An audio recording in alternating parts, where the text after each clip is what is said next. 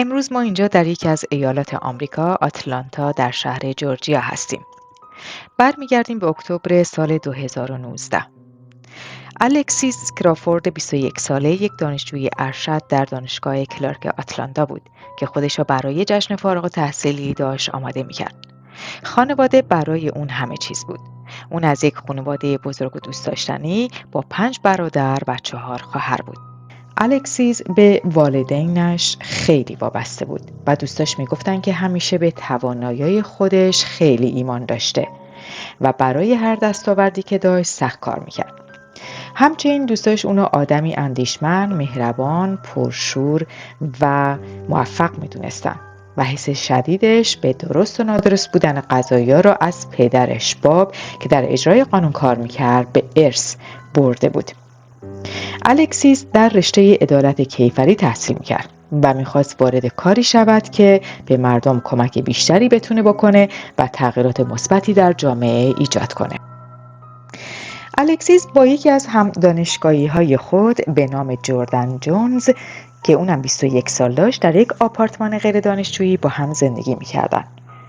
اونها بعد مدت‌ها به یه دوستان صمیمی تبدیل شدن و الکسیس جونز رو به عنوان بهترین دوست زندگیش معرفی میکرد.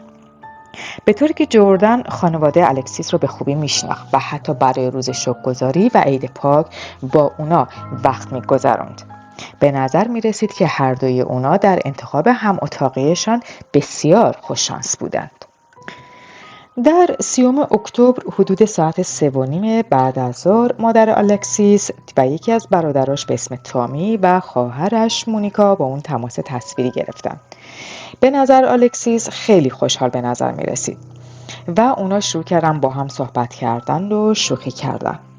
سپس الکسیس از مونیکا خواهرش درخواست کرد که کمی پول از طریق یه برنامه پولی به نام کش آپ براش مقداری پول بفرسته. پدرشون باب گفت که مشکلی نداره و مونیکا هم پول رو براش واریز کرد. اون شب دقیقاً قبل از ساعت 9 شب خواهر الکسیس الکساندریا به او پیام داد تا ببینه برنامه‌اش برای آخر هفته چیه. چون آخر هفته در دانشگاه مراسم مهمونی بازگشت واسه دانشجویان به خانه بود و در روزهای آینده جشن‌ها و مهمانی‌های زیادی برگزار می‌شد. اما به نظر می رسید که الکسیس برنامه‌ای نداشت، زیرا به خواهرش جواب داد که هیچ برنامه‌ای نداره. بعد اون الکسیس در اینستاگرام در ساعت 9:03 شب یه پست منتشر کرد و حدود 20 دقیقه بعدش به یک پیام سلام در اینستاگرام پاسخ داد. پس از آن هیچ کس خبری دیگه از اون نداشت. صبح روز بعد که آفتاب طلوع کرد هنوز خبری از الکسیس بازم نبود. به طوری که اون عادت داشت هر روز و تقریبا هر ساعت با یکی از اعضای خانواده‌اش صحبت کنه. اما حالا تلفنش مستقیم میرفت روی پیغامگیر. در اول نوامبر الکسیس در کلاس درسش حضور پیدا نکرد و همچنین همون روز که شیفت کاری داشت در سر کارش حاضر نشد. این خیلی غیرعادی بود و خانواده‌اش خیلی نگران شدند. الکسیس هیچ وقت بدون دلیلی چیزی را از دست نمیداد. بنابراین این اونها را خیلی ناراحت کرد و سعی کردند که الکسیس را گم شده اعلام کنند. پلیس آتلانتا گزارش یک فرد گم شده را تایید کرد. دوستان و هم دانشجویان هم دانشگاهی الکسیس هم سعی در پیدا کردن دوستشان الکسیس می‌کردند. خانواده و دوستان الکسیس کرافورد 21 ساله ناامیدانه به کمک همه نیاز داشتند تا بتونن الکسیس رو پیدا کنن. اونا برای امنیت دخترشون نگران بودن و امیدوار بودن که بتونن اونا سالم پیدا کنن. برادرش میگه که آخرین بار اونو در چهارشنبه 30 اکتبر دیده. مسئولان دانشگاه از ناپدید شدن اون مطلع شدن. اکنون پلیس نیز از آنچه اتفاق افتاده آگاه است و خانواده او اکنون از عموم مردم درخواست کمک می‌کنند تا او را پیدا کنند و اگر کسی او را دیده یا اطلاعاتی دارد فوراً با پلیس تماس بگیرند. جردن دوست صمیمی الکسیس گفته که اونو حدود ساعت 11:30 بعد از ظهر که به یه فروشگاه مشروبات الکلی رفته دیده. این فروشگاه از آپارتمانی که اونا توش زندگی میکردن زیاد دور نیست. و سپس بعد اون جریان هم حدود 1 ساعت بعدش الکسیس رو بعد از خریدن مشروب و بازگشت به آپارتمان دیده. به نظر میرسه که جردن در مورد آخرین باری که الکسیس رو دیده صادقه، اما هیچ چیزی هنوز مشخص نیست. در آخرین ساعات پلیس آتلانتا تصاویر جدیدی از دانشجوی گم شده الکسیس در آتلانتا منتشر کرد. این عکس‌ها در داخل یک فروشگاه مشروبات الکلی گرفته شده بود، فقط چند ساعت قبل از ناپدید شدن الکسیس کرافورد. پلیس معتقد بود که اون ممکن است همان لباس را که در این عکس‌ها پوشیده بوده همراه خودش داشته. همچنین در شبکه‌های اجتماعی گزینه هشتگ الکسیس را پیدا کنید طرفدارای زیادی را به خودش جذب کرده بود. داوطلبان در جستجوی دقیق در مناطق نزدیک آپارتمانش تلاش می‌کردند. او هیچگاه قبل از این گم نشده بوده. هیچ فعالیتی در تلفن یا حساب بانکیش دیده نمی‌شده. با توجه به اینکه چقدر به خانواده‌اش وابسته بود، امید به پیدا شدن او به سرعت به بدترین حالت از ترس تبدیل شد. اما پلیس گفت که نمی‌توانند هیچ چیز احتمالی را رد کنند. هنوز ممکن بود که اون به دلایلی ناشناخته فرار کرده باشه. هیچ کس از الکسیس کرافورد به مدت بیشتر از 1 هفته خبری نداشت. والدین الکسیس کرافورد به آتلانتا آمدند، همراه با خواهران و برادرانش. پسرعموها و سایر اعضای خانواده و دوستان در دعا برای بازگشت امن او آنها دست در دست هم دعا می‌کردند. و همچنین رئیس دانشگاه کلارک آتلانتا که گفت جامعه دانشگاهی پس از ناپدید شدن کرافورد کاملا دچار شوک شده است. رئیس پلیس حفاظت دانشگاه کلارک آتلانتا دبورا ویلیامز به این خانواده اطمینان داد که پلیس دانشگاه کلارک همه تلاش خود را خواهد کرد تا این خانم جوان را به خانه بازگرداند. همچنین رهبران ارشد پلیس شهر آتلانتا که از مرکز تحقیقاتی اصلی هستند به خانواده اطمینان دادند که همه تلاش خود را برای یافتن الکسیس خواهند کرد. رئیس پلیس حفاظت دانشگاه همچنین گفت که امروز با خانواده الکسیس می‌خواهیم چند درخواست از مردم آتلانتا داشته باشیم. اول از مردم آتلانتا می‌خواهیم برای خانواده الکسیس و الکسیس دعا کنند. دوم و مهمتر کسانی که در این جامعه هستند و دانشجویان در مرکز دانشگاه آتلانتا و سایر مکانها ممکن است اطلاعاتی داشته باشند که بتواند در پیدا کردن الکسیس کمک کند. از مردم آتلانتا می‌خواهیم با هر اطلاعاتی که دارند به پلیس آتلانتا کمک کنند. همچنین رئیس پلیس ادامه داد که اولین کسی که می‌خواهیم صحبت کند آقای باب رایت، پدر الکسیس که از آتن آمده و تصمیم گرفته تا پیدا شدن دخترش از این شهر نرود مصاحبه‌ای داشته باشیم. باب پدر الکسیس گفت: عزیزم، دوستت دارم. لطفاً به خانه بیا. دوستت دارم و نمی‌روم تا زمانی که به خانه بیایی. امیدوارم خدا همراهت باشد و هر شرارتی را از راه تو دور نگه دارد. ما اینجا هستیم برای تو.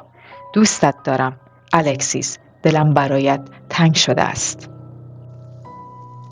افسران به بیمارستان‌ها و دکترهای محلی زنگ زدند تا ببینن آیا کسی با نام مستعار جیندو به آنجا مراجعه کرده است یا نه.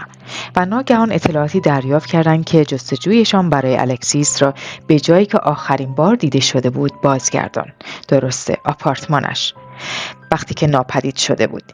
کشیش و سخنگوی خانواده مارک آلهاچن گفت ما می‌دانیم که او دوران سختی را می‌گذراند. اخیراً تجربه‌هایی داشته که هیچ زنی نباید تجربه می‌کرده و از مردم آتلانتا می‌خواهیم برای الکسیس و خانواده‌اش دعا بکنند. در آن زمان اشاره به این موضوع نشده بود که منظور کشیش از چنین سخنانی چیست، اما بعدا معلوم شد که در 27 اکتبر 3 روز قبل از ناپدید شدنش به بیمارستان رفته و گزارش پلیس داده بود که معتقد است توسط دوست پسر جردن بارون برندلی مورد تعرض جنسی قرار گرفته است.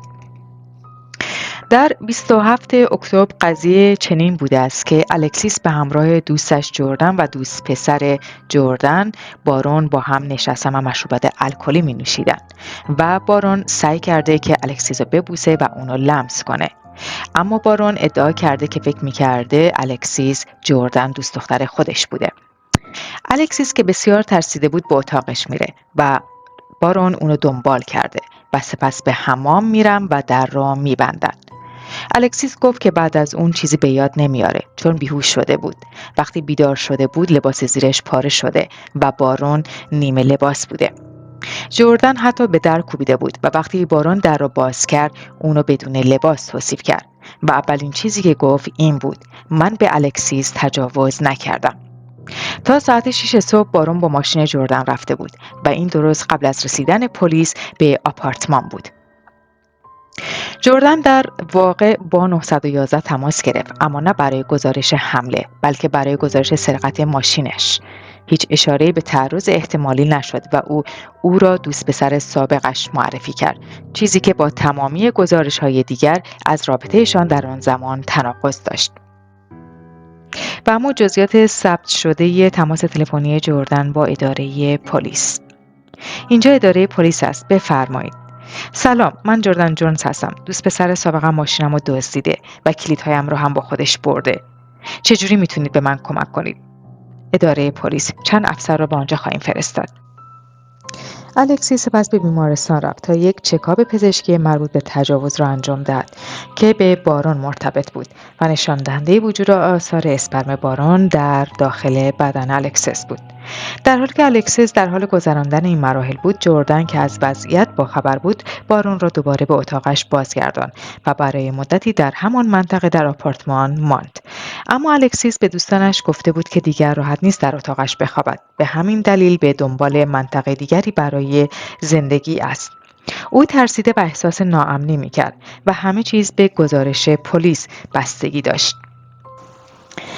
و در حالی که در منطقه دیگری زندگی می‌کرد و از آپارتمان قبلی دوری می‌کرد، هیچ ایده‌ای نداشت که آیا آنها هنوز در آن آپارتمان زندگی می‌کنند یا نه. افسران به سرعت به آپارتمان قبلی الکسیس برگشتند تا با جفت آنها صحبت کنند. جردن گفت که بله، او این موضوع را گزارش داده و به همین دلیل دیگر با الکسیس صحبت نمی‌کند. هرچی بیشتر صحبت می‌کردند بیشتر متوجه شدند که داستان بسیار بیشتری پشت این موضوع است و هرچی بیشتر پرسیدن اوضاع بدتر به نظر می‌رسید.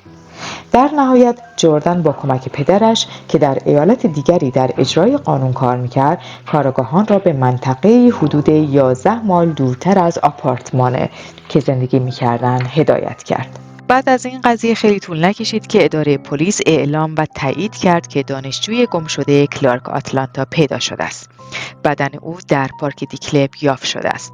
در همین حال کارآگاهان در حال صدور احکام بازداشت برای 2 نفر هستند. این پرونده به یکی از غم‌انگیزترین نتایج ممکن رسیده است. در 8 نوامبر، یک هفته پس از گزارش ناپدید شدن الکسیس، جسد الکسیس در یک پارک در شهر دیکلب حدود 11 مایل دورتر از آپارتمانش پیدا شد. او خفه شده بود و داخل یک سطل زباله انداخته شده بود. اندکی پس از اعلام پلیس 2 نفر به قتل عمد متهم شدند: جردن جونز و بارون برندلی. رئیس انجمن دانشجویی دانشگاه لیوان کمپل گفت که تاثیر این موضوع بر روی دانشگاه بسیار زیاد بوده. اولا با از دست دادن الکسیس و سپس با این فکر که این اتفاق به دست 2 دانشجوی دیگر که همگی شناخته شده و دوست داشتنی بودند رخ داده است. حالا هوای دانشگاه بسیار سخت بود و بسیار از دانشجویان تلاش می‌کردند تا اتفاقی که افتاده را بفهمند و پاسخی برای سوالاتی که نمی‌توانستند به جواب آن دست پیدا کنند. رئیس دانشگاه در نامه عمومی ابراز غم و اندوه کرد و گفت که خود را در غم و اندوه خانواده الکسیس شریک می‌داند. پدر الکسیس باب گفت اگر می‌خواستند جان کسی را بگیرند می‌توانستند جان من را بگیرند. آنها نیازی به کشتن دخترم نداشتند. باور نکردنی بود که بارون و جردن در حالت صحبت و شروع به اعتراف به آنچه بر سر الکسیس آمده بودند.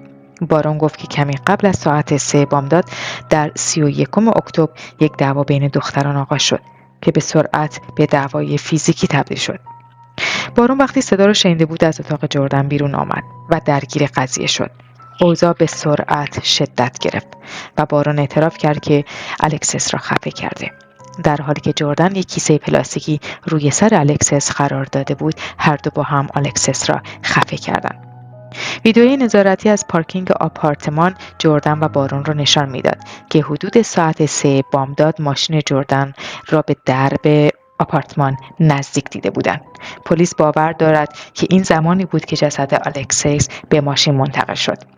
آنها الکسیس را در یک سطل پلاستیکی که داخل آپارتمان بود قرار داده بودند و لکه‌های خون در آپارتمان را بعد از اتفاق تمیز کردند و سپس جسد او را به پارکی در شهرستان دیکلب در جورجیا منتقل کردند و او را در جنگل‌ها دفن کردند. آنها هر دو به آپارتمان بازگشتند و به خواب رفتند. بعد از آن روز جردن به یکی از دوستانش پیام داد و از او خواست تا سطل دیگری را برای او بیاورد. او و باران آماده شدند و سپس به یک مهمانی هالووین رفتند. کارآگاهان نتیجه گرفتند که هر دو جردن و باران در این جنایت برابر و همسان بودند. جردن تلفن الکسیس را خاموش کرده بود، اما همچنان به او پیام میداد و تظاهر میکرد که نگران الکسیس است. او در اینستاگرام درباره ناپدید شدنش پست میکرد و درخواست کمک برای یافتن او میکرد. پستی که بخشی از آن اینطور نوشته شده بود: این زمان بسیار سختی برای من است و احساس بی‌کسی میکنم. قلبم واقعا درد میکند. هیچ نشانه از پشیمانی یا اهمیتی به آنچه که بر سر الکسیس آمده بود وجود نداشت. هر دو ادامه دادند که انگار هیچ اتفاقی نیفتاده است. پلیس بعد از مدتی لکه‌های خون را در حداقل 6 نقطه مختلف در منطقه زندگی الکسیس پیدا کرد. با وجود اینکه خانه تمیز شده بود، اما اینکه این خون از کجا آمده و چگونه آنجا قرار گرفته است مشخص نیست. انگیزه دقیق مشخص نشده و جزئیات دعوا مشخص نیست، اما با توجه به اینکه الکسیس در 27 اکتبر 3 روز قبل از ناپدید شدنش شکایت کرده بود، این احتمال دارد که دلیل دعوا باشد.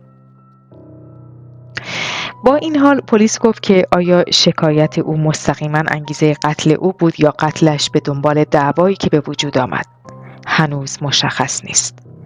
در 16 نوامبر مراسم خاکسپاری الکسیس برگزار شد و به صورت زنده در رسانه‌های اجتماعی پخش شد. مردمان زیادی حضور داشتند و تماشاگرای زیادی وجود داشتند. جردن جونز و باران برندلی به زودی توسط هیئت منصفه به اتهام قتل محکوم شدند. هر دوی آنها به 6 اتهام که شامل قتل عمد، حبس نادرست و پنهان کردن مرگ دیگری بود اعتراف نکردند. بارون همچنین به نقض شرایط آزادی مشروط و جلوگیری از تماس اضطراری متهم شد. هیچ اتهامی برای تجاوز جنسی یا تعرض جنسی وارد نشد و دفتر دادستان اعلام کرد که به دنبال اعدام هیچ یک از آنها نخواهد بود. بارون قطعاً در اجرای قانون شناخته شده بود و چندین بار دستگیر شده بود، از جمله به اتهام سرقت، ضرب و جرح، تخلفات ترافیکی، فرار یا تلاش برای فرار از دست یک افسر پلیس، خشونت خانگی و بیرحمی به کودکان. او در 2 سال گذشته 5 بار در همان زندان زندانی شده بود. جردن بدون وثیقه برای زنی جوان که به قتل دوستش که هم اتاقیش نیز بود متهم شده بود. در جلسه مجازی امروز مادر و پدر الکسیس از قاضی درخواست کردند که برای جردن وثیقه صادر نکنند و مادرش با اشک گفت کشتن دخترم بی‌دلیل بوده. جردن قبلا وثیقه نداشت، اما امروز وکلای او از قاضی خواستند تا تجدید نظر کند و ادعا کردند که او به تحقیقات کمک کرده و سابقه جنایی ندارد به جز یک تخلف. آنها همچنین اشاره کردند که او با جامعه ارتباط دارد و سابقه تهدید یا ارعاب به کسی را ندارد. اما دادستان‌ها ادعا کردند که پیام‌های مستقیم از جردن در شبکه‌های اجتماعی پیدا کرده‌اند که باران برندلی را تشویق به نابودی شواهد ویدئویی از مجتمع آپارتمانی الکسیس که در آن زندگی می‌کردند کرده است. و آنها استدلال کردند که او در زمان قتل الکسیس در حبس بوده است. آنها هر دو بدون وثیقه باقی ماندند و قاضی گفت که جردن خطر فرار قابل توجهی دارد. پس از آنکه مشخص شد چند ساعت پس از مرگ الکسیس او از دانشگاه خارج شده و برنامه‌ریزی کرده بود تا به خانه‌اش در میشیگان بازگردد. او همچنین سعی کرده بود با شاهدان در این پرونده تماس بگیرد و تلاش کرده بود تا شواهد را پنهان کند. زمانی که به اعضای خانواده الکسیس گفته بود که هیچ DNA در پزشکی قانونی تجاوز یافت نشده است، در حالی که همه چیز به بارون بازگشته بود. وکیل دفاعی او به طور مستقیم به این اتهام اشاره نکرد، اما گفت که جردن پس از اتهام تجاوز حامی بوده است. اما با توجه به اینکه او بارون را به آپارتمانش بازگردانده بود، این یک تناقض بزرگ به نظر می رسید. بارون و جردن اکنون هر دو در حال اشاره به یکدیگر و فاصله گرفتن از آنچه که اتفاق افتاده بودند و وکلای آنها درخواست کرده بودند که پرونده‌های جداگانه‌ای بررسی شوند تا محاکمه‌های قتل جداگانه‌ای داشته باشند. همچنین با توجه به محدودیت‌های ناشی از قفل‌ها، یک ضربه بزرگ دیگر برای خانواده و دادستانی این بود که در سال 2023 توسعه‌های جدید در پرونده قتل الکسیس در بیش از 3 سال پیش در جلسه‌ای که در روز جمعه برگزار شد شنیده شد که اعتراف قاتل متهم نمی‌تواند به عنوان شواهد در دادگاه استفاده شود. مشخص شد که اعتراف بارون نمی‌تواند به عنوان بخشی از شواهد استفاده شود. تصمیم این بود که احتمالاً او در زمان اعتراف تحت تاثیر مواد مخدر بوده و این امر کارگاهان را در موقعیت دشواری قرار داده که باید ثابت کنند از این موضوع برای جلب او به گفتن چیزی سوء استفاده نکردند. اما آنها گفتند که اعتراف او به اراده خود بوده و اعترافی که با نسخه جردن از وقایع مطابقت داشت. و پیشتر زمانی که دادگاه گفت در حال بررسی اجازه دادن به بارون برای درخواست وثیقه است، چیزی که همه را شوکه کرد. درد بی‌پایانی که از قتل بیرحمانه الکسیس به دست بارون برندلی و جردن جونز که اغلب به خانه من دعوت می‌کردیم حس می‌شود. ثابت و تقریباً غیر قابل تحمل است. تامی در نامه نوشت: من از امکان آزادی بارون با وثیقه به شدت ناراحت شدم. کشیش این را تایید کرد و گفت وقتی فکر می‌کنید 21 ساله زندگی این خانم جوان را بدون هیچ دلیلی گرفتن واقعا غیر قابل توضیح نیست، بلکه غیر قابل توصیف است و واقعا تجسم شر است. از مارس 2023 هنوز هیچ تاریخ محاکمه‌ای برای هیچ یک از آنها تعیین نشده است و با توجه به تأخیرهای مرتبط با شواهد و وثیقه مشخص نیست که چقدر طول خواهد کشید. انتظار طولانی در حالی که دادگاه‌ها در حال کار هستند چیزی نیست که کسی بتواند تسریع کند. این یک موقعیت بی‌کمک برای خانواده و دوستان الکسیس است. الکسیس در 21 سالگی فقط آغاز زندگی خود بود. در روزهای آخر زندگیش به شکل ناباورانه‌ای به او خیانت شد و گرفتن زندگیش به شکل بی‌رحمانه و بی احساس غم بیشتری به یک پرونده دلشکن اضافه می‌کند. خواهرش الکساندریا گفت که الکسیس همیشه الگوی او، قدرت او و الهام او خواهد بود. پدرش گفت به فرزندانتان توجه کنید، آنها را دوست داشته باشید، با آنها صحبت کنید، آنها را قدر بدانید و به آنها گوش دهید. گوش دادن به فرزندانتان را متوقف نکنید. و تامی اضافه کرد در حالی که هیچ چیز دخترم را بر نمیگرداند، زندان بدون وثیقه برای قاتلان او به من و خانواده‌ام کمی آرامش و امنیت می‌دهد، در حالی که منتظر اجرای عدالت هستیم. سلام، من افسانه هستم با یه پادکست جنایی جدید دیگه. امیدوارم که مورد پسندتون قرار بگیره.